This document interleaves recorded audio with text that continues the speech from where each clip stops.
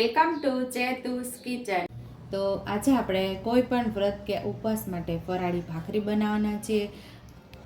અત્યારે મોડા વ્રત પણ ચાલે છે, એ વ્રતની અંદર પણ આ ભાખરી તમે બનાવી શકો છો, પણ એની અંદર તમે નિમક ન નાખો તો પણ એ ફરાળી ભાખરી તૈયાર થઈ જાય છે। અહીંયા આપણે ફરાળી લોટ લીધો છે, જે બજારમાં તૈયાર મળે છે એ લોટ લીધેલો છે। અહીંયા મીઠું અને દેશી ઘી, એકદમ ટેસ્ટી એવી આપણે ભાખરી તૈયાર કરશું। તો લોટને આપણે કાથરોટની અંદર લઈ લઈશું। બધો લોટ આપણે લઈ લીધો છે અને લોટ ચાળેલો જ છે। અહીં આપણે દેશી ઘી આપણે ઉપયોગમાં લેવાનું છે। આ ઘી આપણું ઘરનું જ બનાવેલું છે અને આની રેસીપી આપણી ચેનલ ઉપર તમને મળી જશે કે કઈ રીતે આપણે માખણ બનાવ્યું અને માખણની અંદરથી ઘી કેમ તૈયાર કર્યું એ પણ આપણી ચેનલ ઉપર છે। સ્વાદ મુજબ આપણે મીઠું ઉમેરી દઈશું। મોણ અને મીઠાને સરસ મિક્સ કરી લેવાનું છે।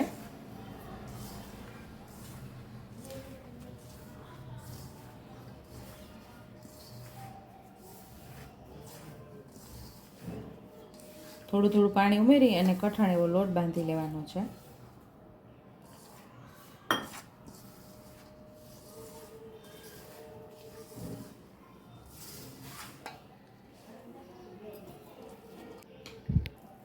અહીંયા જે આપણે ફરાળી લોટ લીધો છે ને એની અંદરથી સમોસા, ભજીયા કે પછી શીરો કે પછી ભાખરી, રોટલી કે પરોઠા ગમે તે તમે બનાવી શકો છો, એ આ ફરાળી લોટ છે।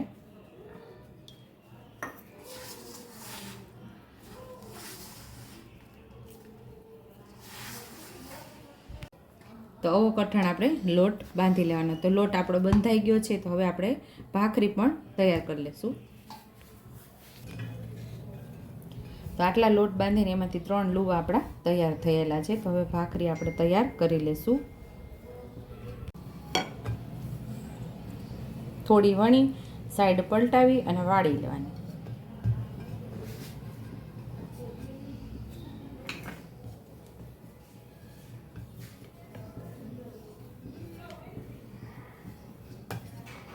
ગેસ ઉપર આપણે તાવડી પણ તપવા રાખી દીધી છે।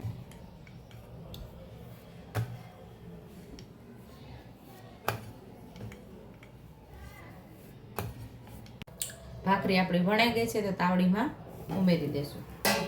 એ ભાખરી વણાય, એ ભાખરી પાકશે ત્યાં આપણે બીજી ભાખરીને વણી લેવાની છે। સેમ એ જ રીતે ભાખરીને વણશું આપણે।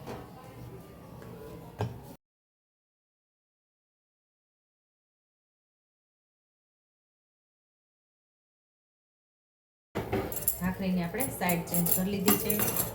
બે સાઈડથી વ્યવસ્થિત ભાખરીને પકાવી લેવાની છે અને બીજી ભાખરી આપણે અહીંયા વણી લઈશું।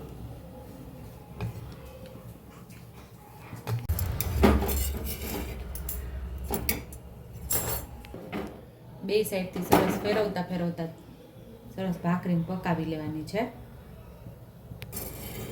હવે સાઈડ આપણે ચેન્જ કરી અને બીજી સાઈડ પણ સરસ પકાવી લેવાની છે।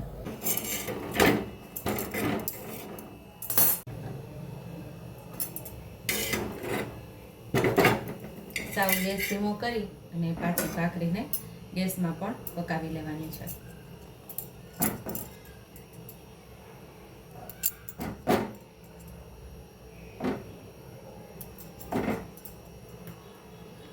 આપણી ભાખરી તૈયાર થઈ ગઈ છે અને નીચે લઈને આપણે ઘી લગાવી દઈશું। સેમ એ જ રીતે ભાખરીને બીજી ભાખરીને પણ પકાવી લેવાની છે।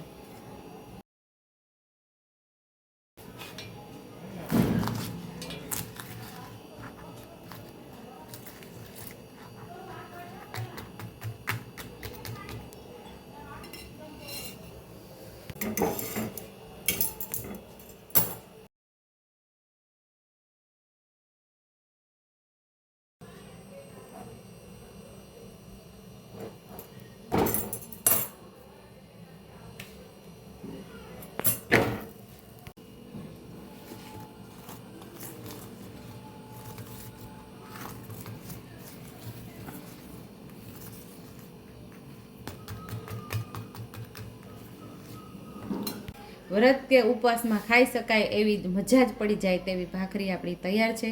જો તમને મારી રેસીપી પસંદ આવી હોય તો મારી રેસીપીને લાઇક કરજો, શેર કરજો, સબસ્ક્રાઈબ કરજો, બેલ આઇકોનને દબાવતા ભૂલતા નહીં અને કમેન્ટ બોક્સમાં કમેન્ટ કરજો કે મારી રેસીપી કેવી લાગી। તો આવજો.